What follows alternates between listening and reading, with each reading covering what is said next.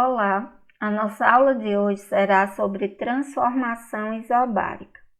As transformações isobáricas são aquelas que ocorrem a pressão constante. Em geral, as transformações realizadas em ambiente aberto são consideradas isobáricas, pois nesse caso foram feitas sob pressão atmosférica constante, desde que em intervalo de tempo relativamente curto ou em ambientes controlados.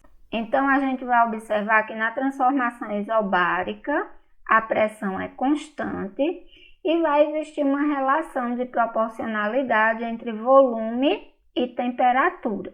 Se você observar essas duas imagens aqui, essa garrafa PET imersa em água quente, o balão fica cheio. Por quê? Se a temperatura aumenta, o volume ocupado pelo ar no balão aumenta. Se eu pegar essa mesma garrafa e imergir ela em água gelada, você vai perceber que o volume diminui. Por quê? Porque a temperatura diminuiu. Então, na transformação isobárica, a pressão é constante e volume e temperatura são grandezas diretamente proporcionais. Observa-se experimentalmente que para um gás ideal, se você dobrar a temperatura termodinâmica de T para 2T, automaticamente o volume ocupado também dobra. Ele vai de V para 2V. Se eu reduzir a temperatura, o volume também vai ser reduzido à metade, Por quê? Porque volume e temperatura são grandezas diretamente proporcionais. Como mostra aqui na ilustração, eu tenho um volume V. Se eu dobrar esse volume para 2V, a minha temperatura, que era T, passa a ser 2T. Se eu pegar esse volume V e reduzir ele à metade, a minha temperatura, que era T, ela também vai ser reduzida à metade. Então, não esquece. Na transformação isobárica, a pressão é constante e volume e temperatura são grandezas diretamente proporcionais. Se um aumenta, o outro aumenta na mesma proporção. Se um diminui, o outro diminui na mesma proporção. Essa constatação experimental é conhecida como primeira lei de Charles e Gay-Lussac e pode ser enunciada da seguinte maneira. Em um sistema sob pressão constante, verifica-se que o volume ocupado por determinada massa de gás é diretamente proporcional à sua temperatura termodinâmica. Então, matematicamente, quando duas grandezas variam numa mesma proporção direta, ou seja, são diretamente proporcionais, o quociente entre elas é uma constante. Então, aqui, dessa relação de proporcionalidade entre volume e temperatura, a gente tem aqui essa constante de proporcionalidade. Simbolizando por I o estado inicial do gás ideal, antes da transformação acontecer, e por F o seu estado final, podemos escrever. Essa é a fórmula da transformação isobárica.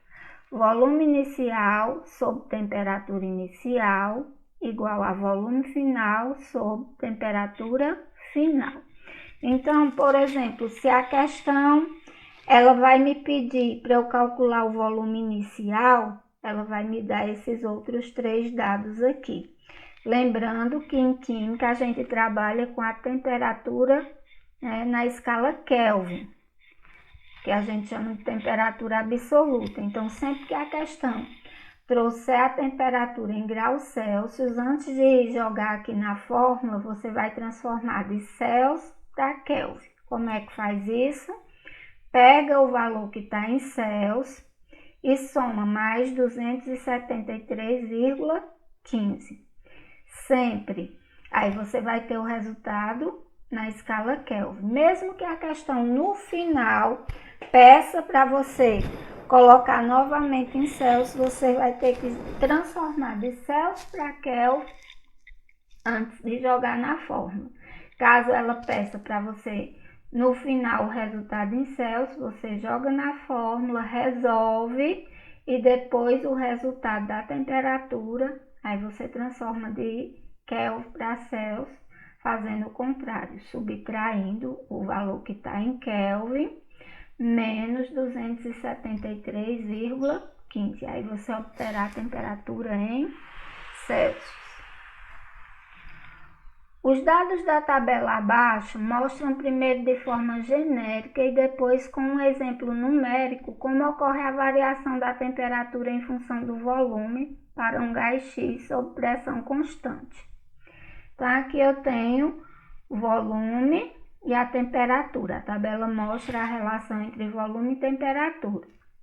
Observe que à medida que o volume aumenta, a temperatura também aumenta na mesma proporção. Aqui, ó, eu tenho aqui o valor numérico. A temperatura, o volume vai aumentando e, ao mesmo tempo que o volume vai aumentando, a temperatura também vai aumentando. Você vai observar que o aspecto do gráfico que relaciona duas grandezas diretamente proporcionais é uma reta.